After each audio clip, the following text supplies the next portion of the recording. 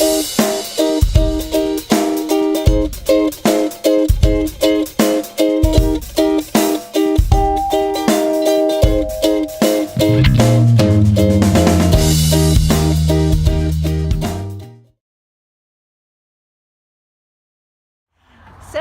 we're here in front of our local thrift store, and this is my sister-in-law Deb, my wonderful sister-in-law, who's going to help me navigate this store, and we are going to start looking for some t-shirts. Woohoo! Let's get going! All right.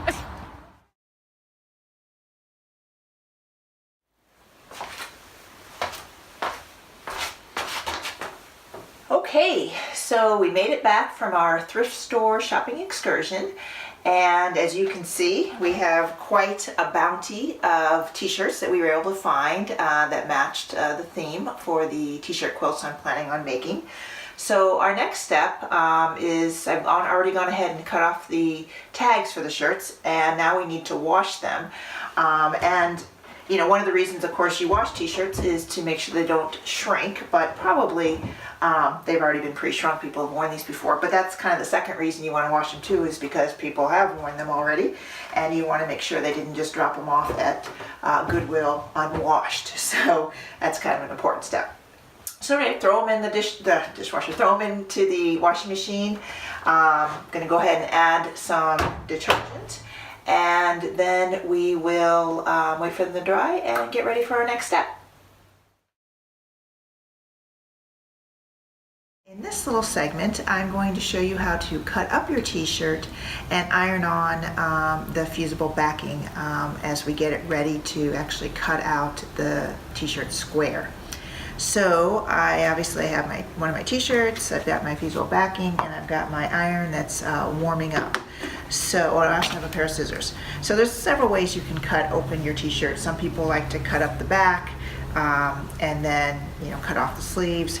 But I think what I'm going to do, since this t-shirt is plenty big enough for me, I'm going to just cut up the sides like such, and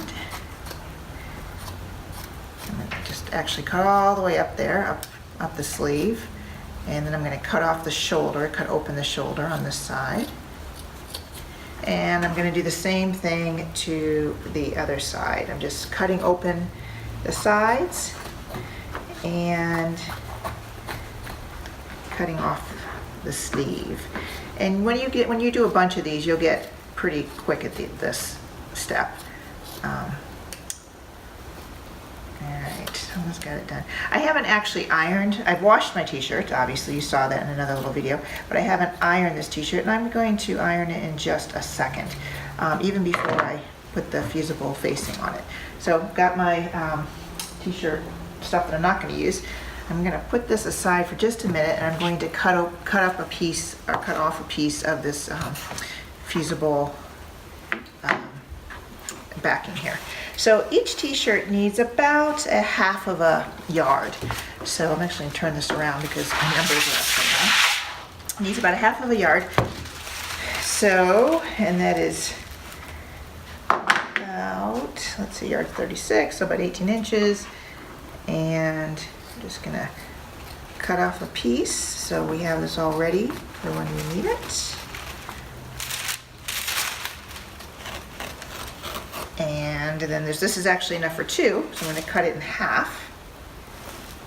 Cut up there. And all right, so I've got a piece of this is ready to go, and I've got my t-shirt. So the first thing I'm going to do is, hopefully you can see this okay, I'm going to just do a quick ironing of the t-shirt part itself, just to make sure I have all the wrinkles out of it.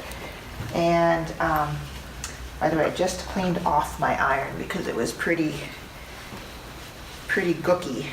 When you do a bunch of these and you're putting down a bunch of that fusible fabric or facing, it can get the iron pretty gooky even when you use a piece of cotton, piece of fabric or something on top of it. So just as a heads up.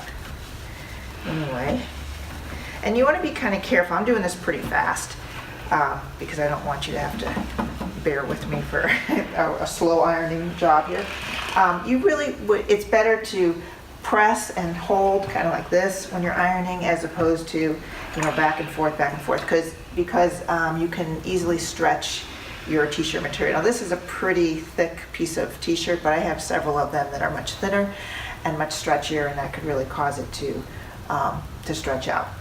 So I've got my cut off piece of t-shirt, and I'm going to lay it down on the ironing board, and then I have my piece of facing here.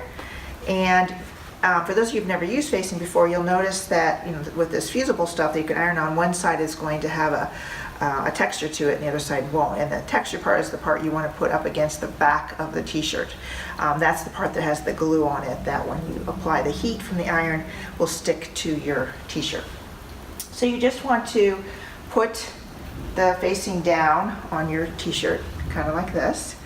Again, with that textured part face down on top of the back of the t-shirt. This is probably common sense, but you just never know sometimes. And I'm going to put it pretty much all the way up to where the collar seam is there, to make sure it's all on there. And then I'm just going to use actually the back of this t-shirt as my piece of fabric to put on top of the interfacing, just so I keep my iron relatively clean. That's all this is for. And you want to, again, you don't want to iron as much as you want to press. And you want to press and hold it down for about 10 seconds and just kind of move it all along the t-shirt here, just trying to get it to adhere to the back of the t-shirt. And I do have a pretty hot iron going here, and the directions say that you should have a pretty hot iron. I've actually read stuff about whether you should use steam or no steam, or how hot it's supposed to be. My iron's making that beeping sound because I'm holding it down. But I've found that so far, for me, it's worked best to have it pretty hot, and in this case I do have some steam going. Alright. You can always go back over it if you've once you remove the t-shirt on top. I'm just going to move this down a little further. If you feel like the facing did not adhere well enough, you can always just go back over it with an iron. In fact, you can also, peel off any excess interfacing that you don't use, and you could use it on another t-shirt. In fact, I had lots of little pieces. I was just doing this for a while yesterday. Lots of little pieces I just saved, and then when I got to one of the t-shirts that needed a little bit extra, I just put all of the pieces together on it and made a bigger piece. And that's just kind of a frugal way of doing it. Not that interfacing is that expensive, but every little bit helps. So now I have my interfacing is stuck pretty darn well onto the back there. It's not stuck so far on the bottom, but that's okay because I'm not going to be cutting down that far anyway. So anyway, that's how you do it. That's all there is to it. And now I have a nice stiff, or relatively stiff, still has quite a bit of give here, t-shirt that I can cut a square from, which is what I'm going to demonstrate in the next video. So again, thanks for joining me, and I'll see you again shortly. Bye-bye.